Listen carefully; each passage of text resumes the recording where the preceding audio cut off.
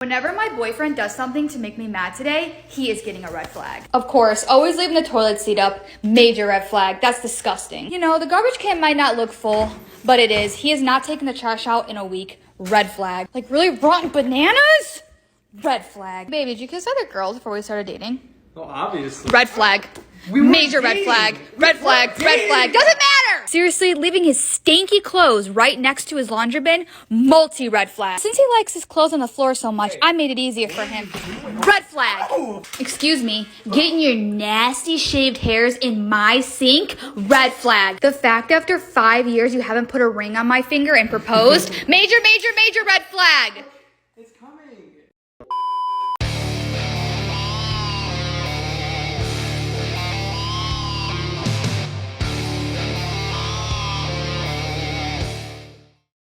Yo, what is going on, guys? It is Taylor the Fiend back again with another response video, and on today's episode, guys, we are going to be kicking it off by taking a listen to a woman explain what is the pettiest thing that she has done after a breakup. So without further ado, let's just jump right in and take a listen to what she has to say. What is the pettiest thing you've done after the end of a relationship? Oh my god, let me tell you. I do, however, want to preface this story by saying, like, and every girl says this, I'm aware of that, but, like, I'm not a crazy ex-girlfriend. Anytime you hear a woman say that, you can rest assured that she is, in fact, the crazy ex-girlfriend. When we break up, that's it, that's done. You will never hear or see from me ever again.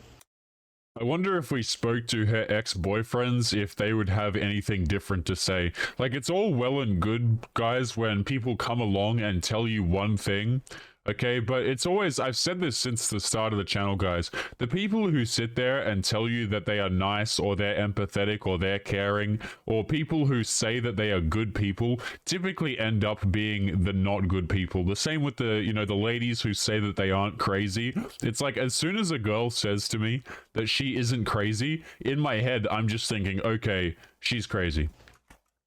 Bye. So, it took a lot for me to be petty in a breakup. And truthfully, he deserved it, because this man put me in therapy. He was the worst. But enough about him. So I mean, are we not going to elaborate on that at all? So your reasoning here is you decided to be petty because the guy was abusive or whatever. He was the worst. He put you in therapy, in your own words. But then you don't go on to elaborate. You see, guys, this is the kind of crap I'm talking about, okay? Where you can't get mad at men for not listening to you anymore. If you want to throw around words like manipulative, or he put me in therapy, or he was narcissistic, like any of these sorts of things, you can't just make a serious accusation like that and then not actually explain what happened. I'm so sick of hearing this, and then they wonder, like, oh, why do men ignore us? Why don't men communicate? Why don't men take us seriously? When they label men these things and then they just skip right over it as if it's completely nothing. It's like the next time you say to a man, hey, my ex-boyfriend, he was manipulative, don't be surprised when that guy doesn't believe you. Let's keep going. So what I did, I had all my shit packed up and ready to go when I broke up with him, but I forgot a few things on accident. So when I went back to pick up the few things that I accidentally left, I knew he wouldn't be there. So he has like this key ring that was always hanging by the door. So I like grabbed a nail file, or like one of those like metal ones, and I like shaved off like one of the teeth on every key. I took all of the, like, the chargers, the block part that you plug into the wall, but I left all the cords, just so he would be pissed off that he had the cord, but where the fuck are all these blocks? Where did they go? This is the same individual, by the way, who's trying to tell you that she's not crazy. You know, guys, and I don't know what it is, okay, with a lot of these girls, not all women, but like a lot of women, they do this petty crap where they just screw around with your possessions, or like they'll leave things in your house. Like if you're seeing a girl, right, girls have this thing where they like leave things in your house, or they try and, you know, mess with your possessions. Like, can you guys imagine, right, if a dude was in this situation and, like, I don't know, he like cut her clothes a little bit, or he screwed around with some of her makeup or whatever just to piss her off? Like, how much we would hear from the woman. Like, the woman would probably go to the police, let's be honest. She'd be like, oh, he screwed with my stuff, okay? But I don't know why people do this garbage, guys. Like, she says that she's not crazy, and yet she's screwing with these things. So, you know, it is what it is. I took the plate out of his microwave. That was funny because I put it like on top of the cabinet. He'll never find it, but I didn't steal it. I didn't steal anything. Whatever. You know, I thought that was a kid in the background, guys, but you guys couldn't see it out of the frame. It was a cat. So, you know, it's like, you know, foreshadowing, guys. It's like these women, whenever they record these TikToks, it's like they have one cat. And I always imagine it'll be like 10 years in the future and the number of cats will just multiply throughout her life. So then also he refused to let me buy Tide Pods. And I don't know why it pissed me off so much. I think it was just the fact that he was like telling me I couldn't do something. And I was like, I'm sorry, me? You're talking to me? Okay. So we used the powder detergent. Bought a bag of glitter from Michael's, and I got like the clear glitter, so you can't really see it in there. I don't know how long he used that, but I'm thrilled. I hope he used all of it and was just so pissed. We had like these curtain rods that have like a little like hook on the end of them. I put a couple sardines like from this like can of them that he had in the fridge. I put those like along the like rod, so I'm sure it was really stinky in there. You guys ever get the feeling like this guy, probably after the relationship ended, he probably found these things and all the little annoying things that she did, and he's probably thinking to himself, wow, I dodged a bullet with that one. Like, can you imagine if the relationship went any longer? Maybe she'd be like cutting my car tires, you know, slitting them. So like doing all this, it'd probably be a lot worse if the relationship, he's probably sitting there thinking to himself, wow, I made a good decision, right? Or this relationship ended, and you know what? My parents were right about her all along. He's probably thinking something like that in the back of his mind, where like, oh, I'm glad I didn't marry her. If she's pulling all this petty, annoying crap because the relationship ended, like, it's probably a good thing that the relationship ended to begin with. And then the last but favorite thing that I did was I knew his email and his phone number. So I registered him. I spent like hours just going through websites, registering his email and his phone number for like just random shit. So it was just spam all the time. I wonder how many calls he's gotten about his car's extended warranty. But I wouldn't know, I blocked him, so don't know if he was ever upset about it. Yeah, guys, just peak level maturity here. Just absolutely peak maturity, guys. But speaking of peak maturity, I have an interesting story to show you guys today. Okay, now this has been sent to me quite a few times over recent weeks, and I thought it was time that we covered this because it is absolutely hilarious, okay? So the woman at the top in the center here, she went to a singles mixer, which, you know, like, she's going there to date men, you know, a bunch of women show up, a bunch of men show up, and you kind of hit it off and you have talks or whatever, okay? So she went to this singles mixer and only women showed up. Okay, so no dudes showed up. It was literally just women. She recorded a TikTok video, which I might get my editor to play, although it has like some music and crap over it. But basically, she went to this place only to find out that literally no men turned up for this event. Okay, and I will say this, guys. I think that society, I think that the way things are going right now with dating, there isn't a lot of incentive for men to date women at all. Like, we hear this argument all the time, guys, of like, why aren't men dating us and why aren't men doing all of these things for us? But in the back of my head, guys, I'm always thinking, like, do men even have a reason to do these things for women anymore, guys? Like, what is the point of being chivalrous? What is the point of doing all these things for a lot of these ladies when they aren't even grateful to begin with, right? So let's jump into this article here and take a bit of a read. Somebody literally created a space where men can approach women that want to be approached, and men saw that as strange. Wow, it's like it's a privilege, guys, for us mere ants as men to have the ability to approach women. Wow, that's so I'm so grateful. Thank you so much. A discussion of singles mixes and modern dating dynamics has taken shape on TikTok after a woman filmed herself at a mixer that she claimed only women showed up to. In her video, this individual shows the event that was intended to be attended by both men and women was lacking in the former. Single Forever, the video, which has been viewed nearly 500,000 times, is captioned. So here's a video here. We might play it with the copyright turned off, right? So as you can see, she's here, she's chilling. It's literally just her and a bunch of other women there, and no men are here to approach the women. Okay, none at all. Beautiful stuff. That's what I like to see. That's absolutely what I love to see. It's got 17.5 thousand comments on it, and we're going to take a look at some of these comments in a moment. So some commenters were critical of events like these that are geared towards providing a forum for available men and women to meet.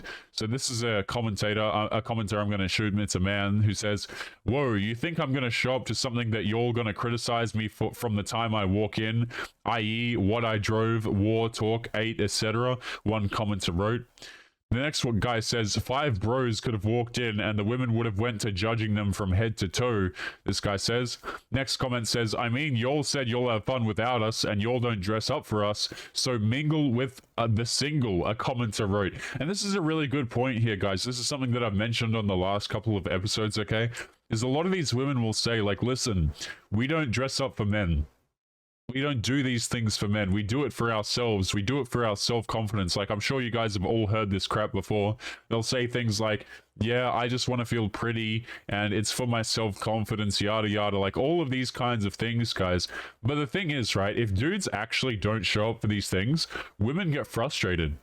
Like, they really do. I'm so sick of hearing this argument of, like, women go to clubs for themselves. If the men weren't there giving them free attention and validation, they wouldn't be going in the first place. Like, they really wouldn't. Others, however, were critical of the way many men responded to the video.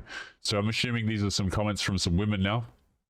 All these quote-unquote men judging these women like they know these women personally, one commenter wrote. Why are y'all so quick to rejoice at single women? Kinda sus. Woo, the comments, a commenter wrote. Why are y'all projecting all these things onto these women y'all don't even know? And guys, this might be a fair point. When you if you fail to consider how dating dynamics work in 2022, okay? Men are treated like absolute garbage in the dating market. Like, I don't think women ever really will truly understand just how poorly a lot of men are treated. So yes, men are going to generalize how they are going to be treated by these women because men have been treated that way their entire life. It's really quite simple. Like, it would make sense if you just read this, but if you think about it, and, growing up as a man, if you're a dude who's been out there on the dating market, you know why men make these comments. It's because the comments are true. This next woman here says, it's the comments for me, lol. This shouldn't have triggered your emotions in this way, lol. The video was eventually stitched by popular content creator, someone who I have no idea who the hell this is, who found it odd that men were mocking a space created for them to meet available women. What kind of framing is this, by the way? Right? The space was made for men to meet available women, as if, like, we should be grateful that this space has been made. Have you guys ever noticed that the framing of these particular relationships and the way these things are set up is it's always kind of like men should be grateful for the opportunity to talk to women? I personally have always found that ridiculous, guys, especially when you consider a lot of these people are fighting for quote-unquote relationship equality. Certainly seems to me like the framing is a little bit off, but what do I know?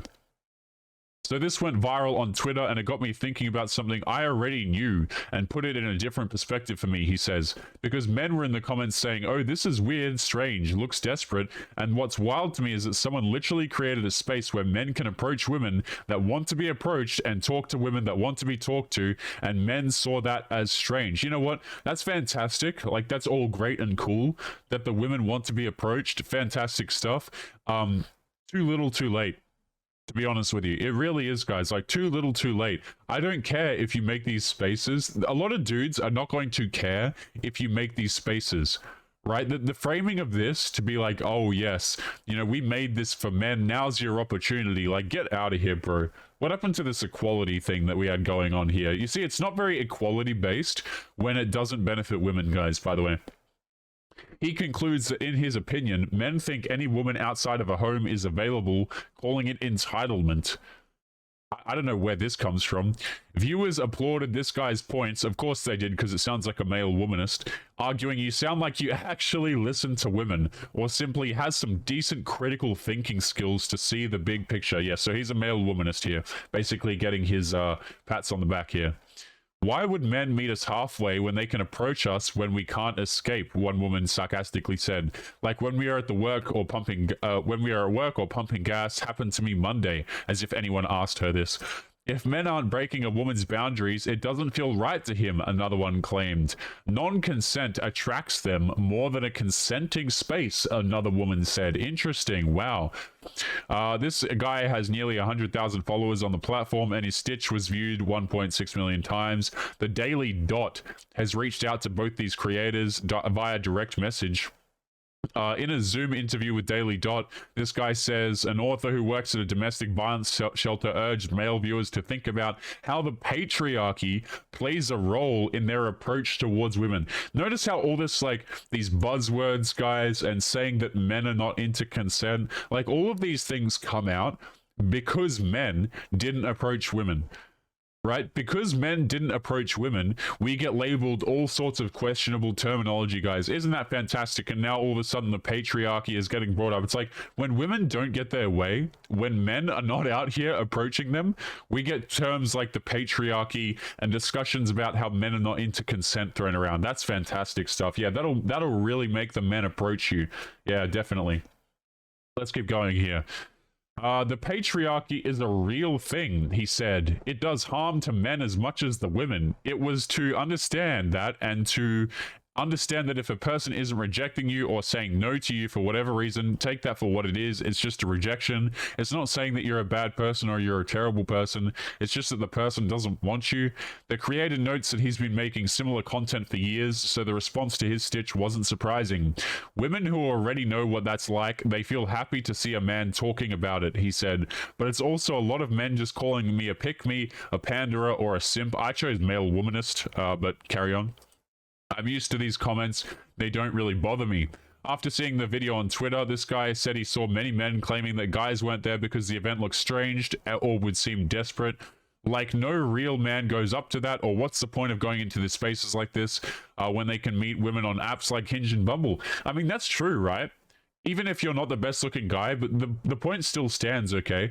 Why should men go out to these events? Like, a lot of the girls are just making it easy for random dudes to get with them on Tinder, Bumble, and Hinge. It's like, yes, you have to be attractive, but what's the point of a guy going out here, dating you, taking you seriously, when there are dudes on Tinder, Bumble, and Hinge just getting you with you for free? It makes no sense. However, he argues that the event is a great safe space to meet women who are actually interested. This is literally the perfect place for you to approach women that are single, that are available, that want to be approached, he concludes. I'm thinking about it, like, would you rather approach them in places where they don't want to be approached? The answer is, we don't want to approach them at all. But guys, we are going to be leaving today's episode there. As always, remember to leave your thoughts and your comments below, guys. Remember, don't forget to feel grateful if you are attending one of these events, guys, you know, because we as the men, we should really just be thanking these ladies for taking the time out of their day for, you know, to allow us to approach them. Fantastic reasoning there. Yeah, but guys, don't forget to leave your thoughts and your comments. Don't forget to subscribe to our other content creators, Hadan from Peace of Mind and Detective Warg. Guys, they've been pumping out consistent content for you guys to enjoy, so make sure that you show them some love. Their channels will be linked in the video description as always. But otherwise, guys, we'll be leaving it there, so make sure you take care of yourselves, and I'll be seeing you all in the next episode. Peace.